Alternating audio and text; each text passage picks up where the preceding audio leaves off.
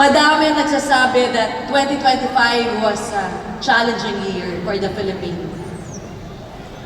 Malaki ang naging dagok sa ekonomiya ng gabi-kabilang mga balita. Hindi lang masama kundi masakit para sa ating lahat. Saan man tayo lumingon at pumunta, may umaaray. May nagrereklamo at may nagsasabing ang hirap. But if there is one thing that I have learned, if there is one thing that we have proven, it is that First Vita Plus delivers best when faced with the toughest of times.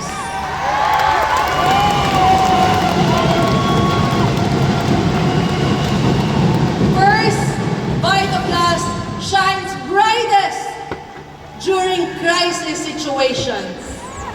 And First Vita Plus soars high even when others are giving up.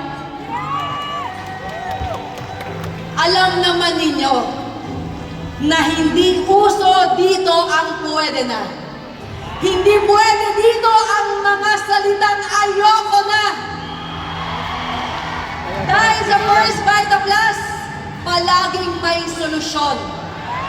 At laging may bagong umaga ng pag-asa na sasalubong sa bawat isa.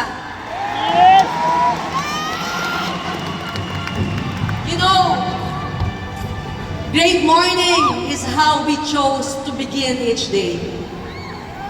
And great morning is the attitude that keeps us stronger and united. First Vita Plus is founded on many great mornings. Yes!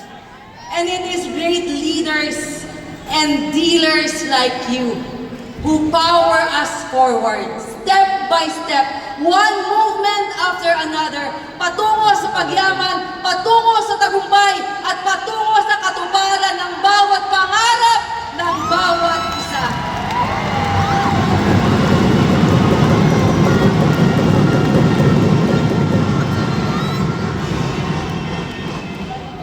Alam po ninyo, may isang salita na laging naririnig pagdating sa negosyo.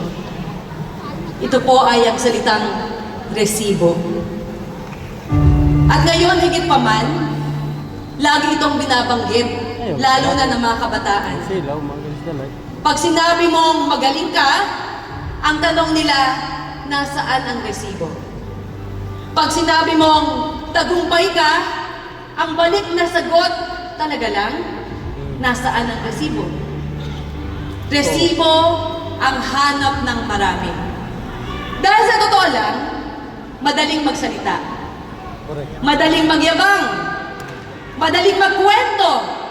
Pero, nasaan ang totoong resibo? Dito sa First Vita Plus,